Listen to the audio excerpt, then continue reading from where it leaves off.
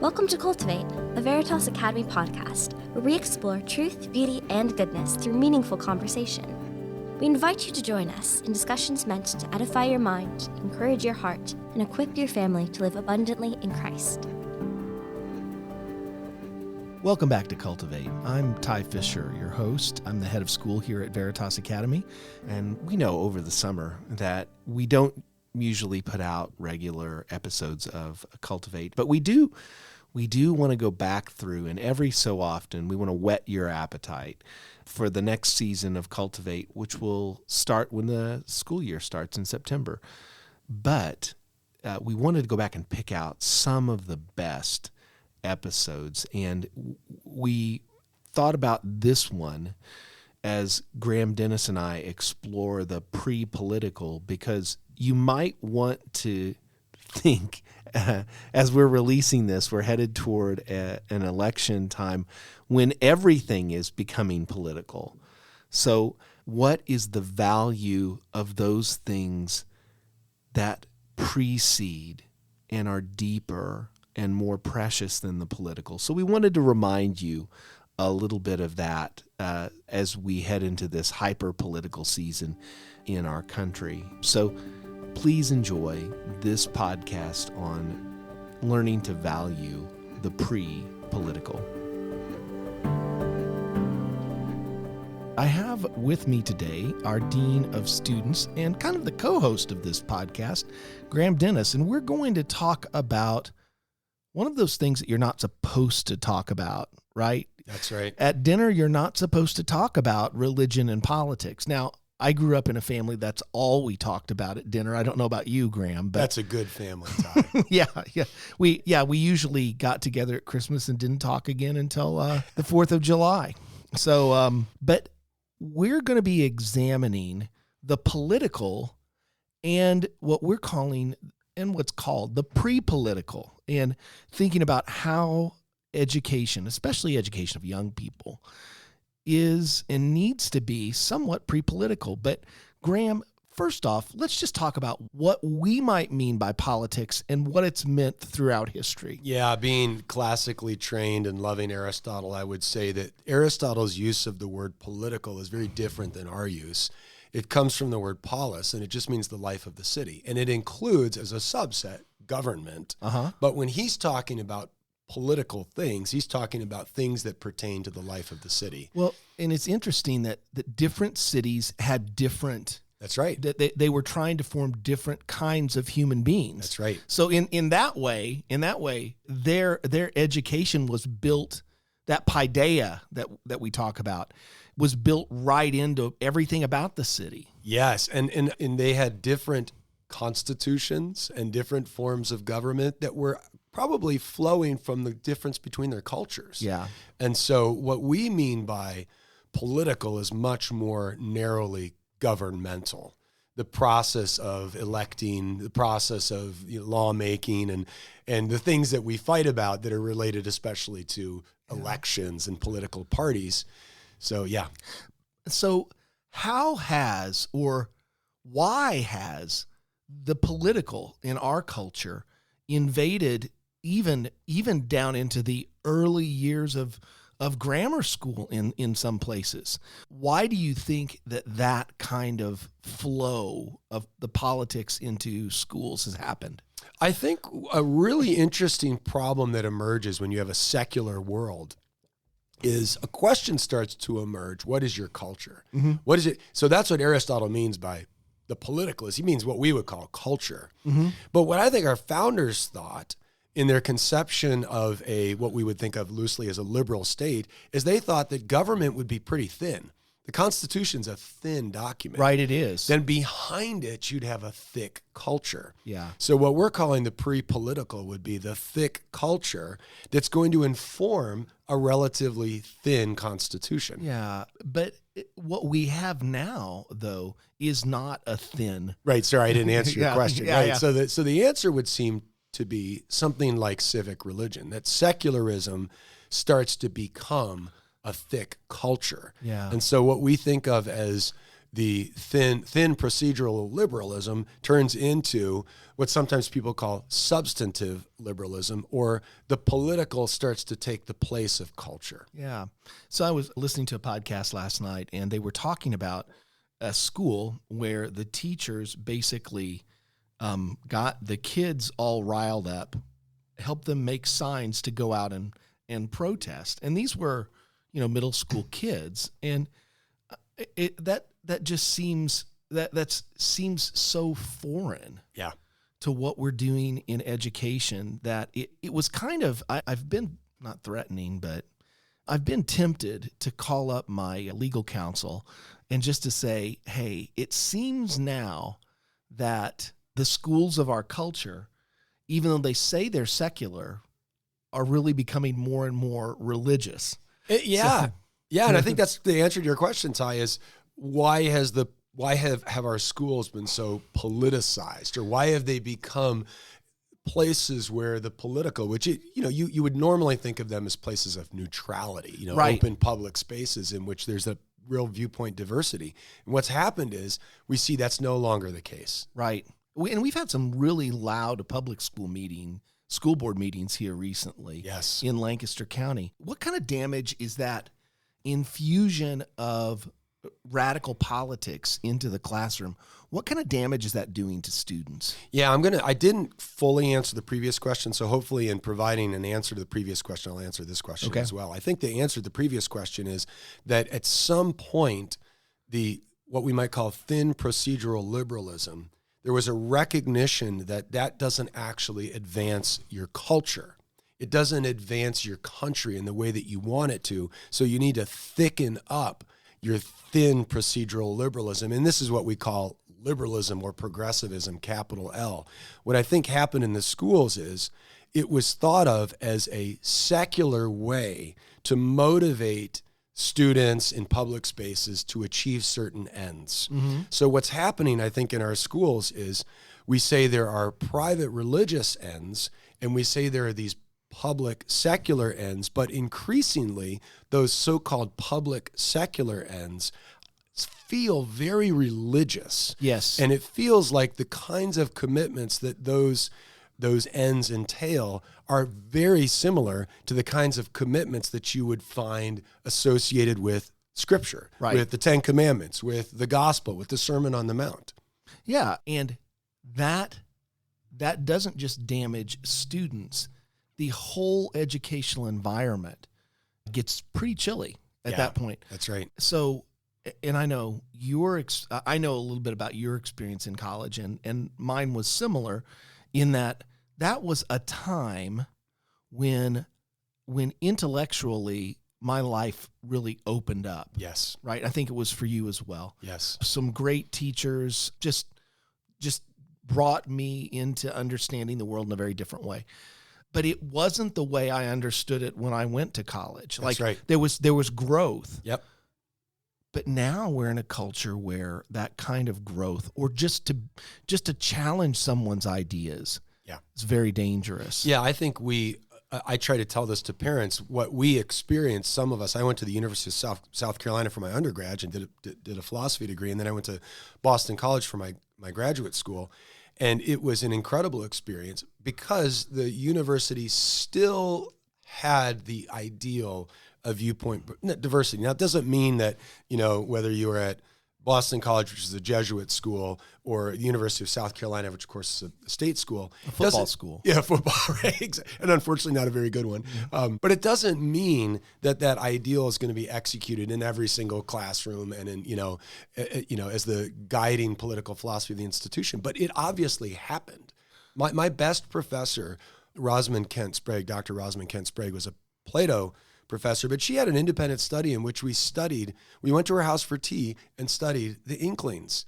We studied Dorothy Sayers' Mind of the Maker. We studied Lewis and Williams and Tolkien. And it was this same professor who was my Plato professor took us to her house, and this is at a state institution. Yeah. Those experiences are almost non-existent these days. Yeah. What's that going to mean for our culture in the long run? Yeah, and maybe in the short run. Yeah, I think the challenge we're facing is that to have it. So one of the questions you just asked is, what does this do to chill conversation, right? We want our students to be able to engage in the probably the experience you had around the table, which is healthy debate, right? Fights, right? Right. But salutary ones, where you're arguing about things, but you still love each other, and hopefully at the end of that disagreement, there's you're moving the needle in some direction. And what we want our students to be able to do is to enter into the culture with the capacity to argue, debate, converse winsomely. Well, but that's one of the saddest things that I hear from our alumni sometimes, who are sometimes going off to schools, and they're expecting the kind of debate and discussion that they've experienced here at Veritas to be, even amplified. Yeah. And what they find is, keep your head down. That's right. Get your work done, get your degree. But that kind of discussion isn't happening. Right. Which really, in some ways, it seems like the price that we would pay for that not happening is fragility and immaturity in the long run for many adults. Yeah, and the key virtue you need in a democracy, if we are presupposing that we are supposed to have a democracy. So is this a threat to democracy? Yeah, right. How can you have a democracy in which there aren't public spaces in which to argue and debate and discuss things, right? That's the presupposition, is a democracy maximizes the opportunity for good debate and discussion. And that's why a classical education is fitted to a democratic or a aristocratic republic kind of society. That's right. And this is something that we wrestle with here at Veritas, how can we have open discussions with people that we disagree with while holding on to our Christian commitments? Yeah, the first thing you need is practice. So, sometimes our teachers have to role play, take on the opposing side. We read books, obviously, that profoundly disagree with the values upon which this institution is founded.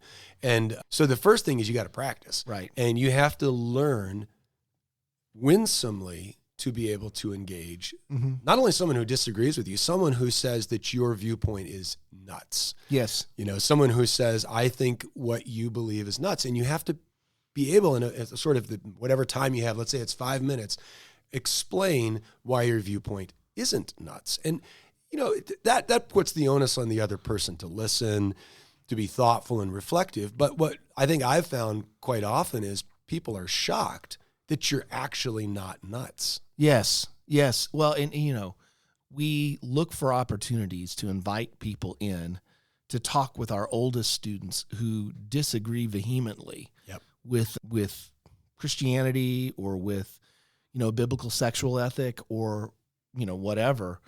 And it is, I've thought about this though, that maybe Veritas Academy is a sanctuary city for discussion, because I feel like we can bring them here and have a really good discussion, but there's a lot of that thickness of culture around what we're doing, whereas on social media or something like that, it just can't happen.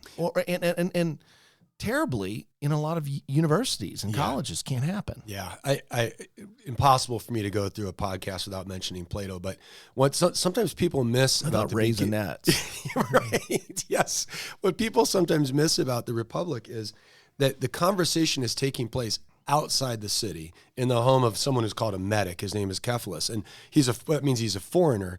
But it's a safe place in which to have a conversation about political things. The dialogue is a conversation amongst a group of men about dangerous ideas. And what you may have to do, this is a Rod Dreher idea, you may need to create a parallel polis. In other words, you may need to create or Václav Havel, ultimately. You may have to create a space within your polis, within your city, within your government, within your society, in which this is modeled. And we model it here.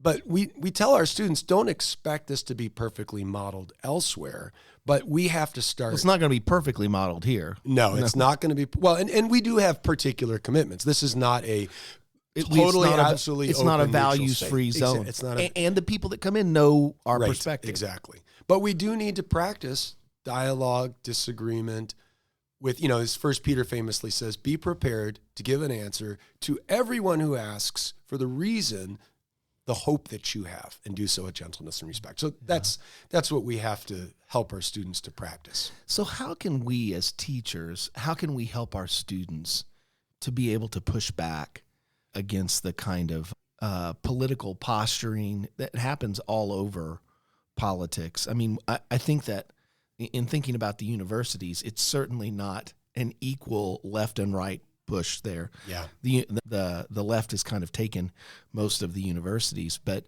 how can we prepare students to have wisdom? Yeah.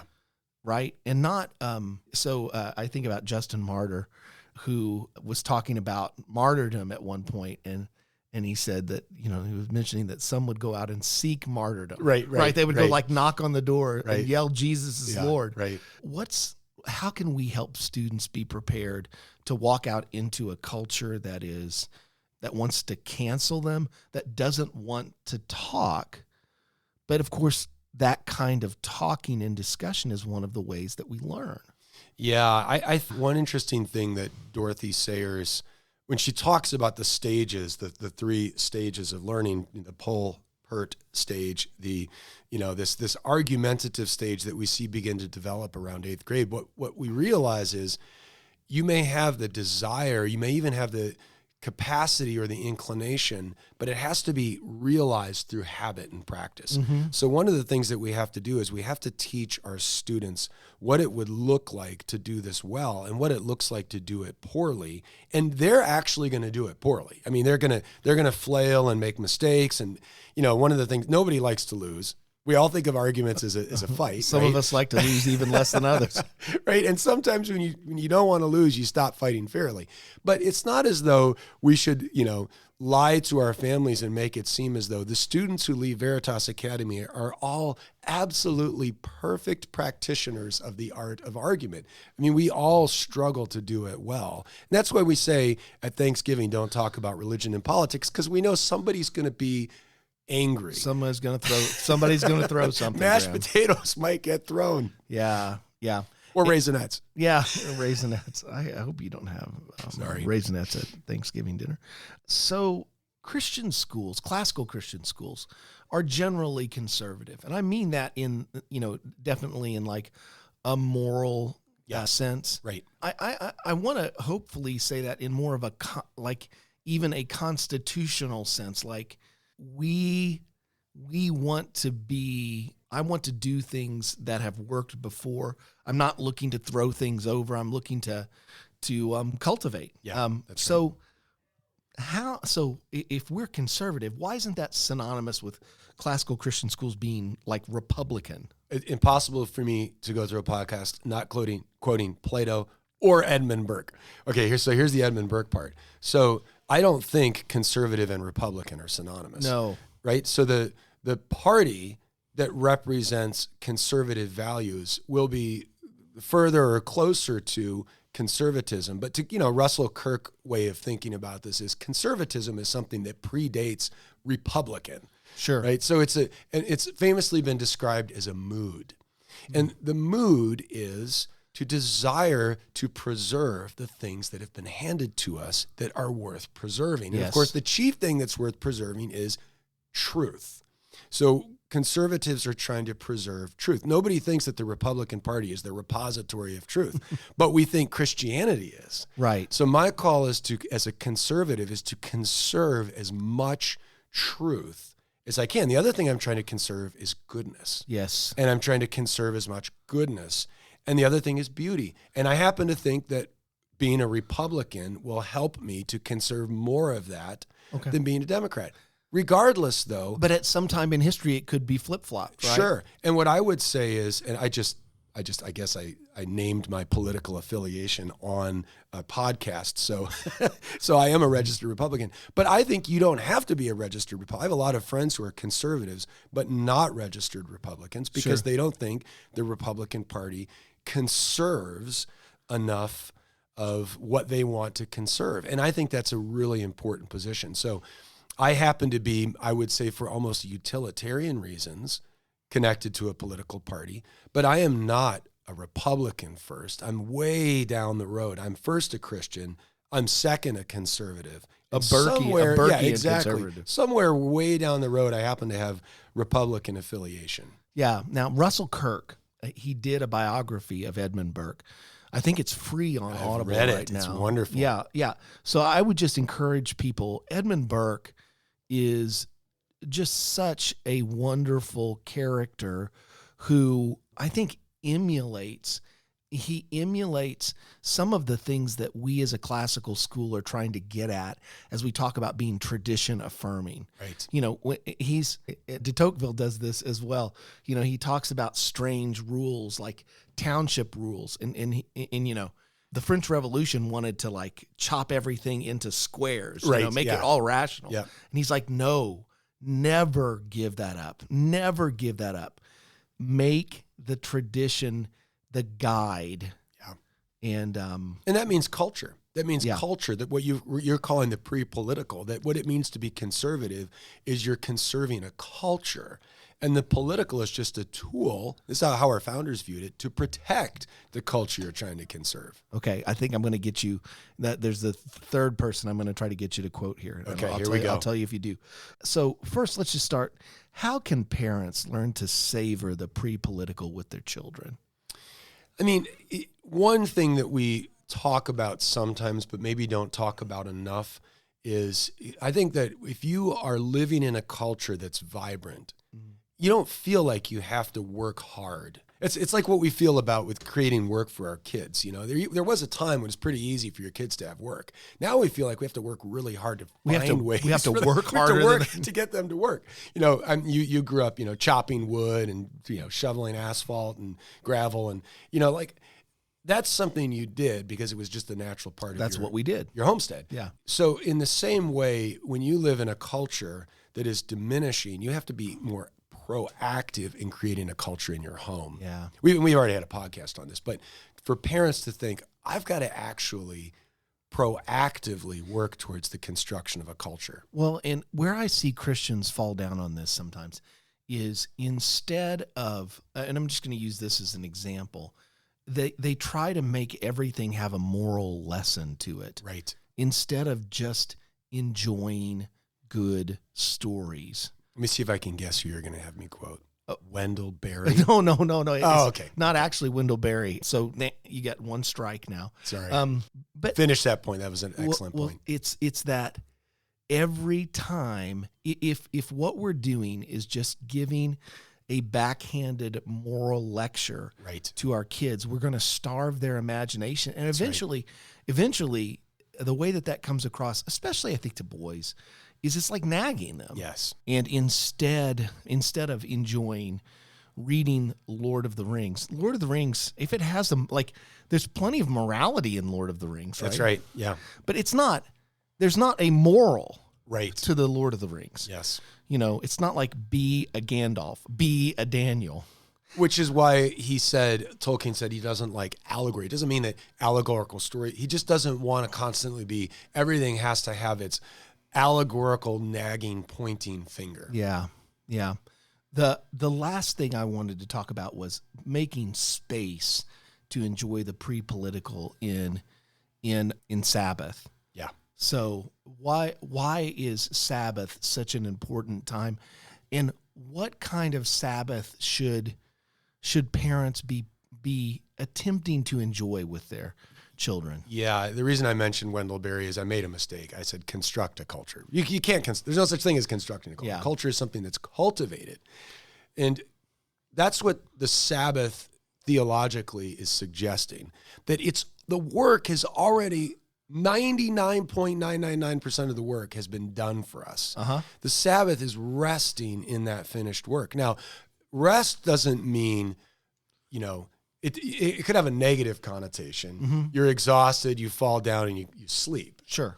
Or it could have a positive connotation, which is God rested from his work. I always like to think God enjoyed the fruit of that work, so that he rested in the beauty of his creation. He gloried in the beauty of his creation. And it rests in a way as a kind of relationship. Yeah. It's resting in something. So I think that watching a film can be a form of rest. If you watch a great movie, Going on a hike. right? You're resting in something. You're not just moving away from work. You're actually moving towards something. Yeah. And we work so that we can rest in things. So it goes away from the Little House on the Prairie Sabbath where everyone sits and does nothing, right, to a Sabbath where people are enjoying leisure. Yes. And this means now this is Joseph Pieper. Ding, ding, ding, yeah, ding. there we go. Leisure is the basis of culture. But Pieper argues that you can only have a civilization that is desirable if you have ritual. And so, for instance, you don't have to set the table. I mean, if you wanted, we could eat like dogs. We could just throw scraps of food in the middle of the room and we could all, that's probably what some of our houses that are full of boys look like. That's not my house. That may be your house, maybe a little bit. Yeah. No, yes, I have 4 boys. So dinner time, we have to construct a culture of civility. Is there growling at dinner sometimes? Definitely. Yeah. Elbows and, leaning over food too much. But we set the table.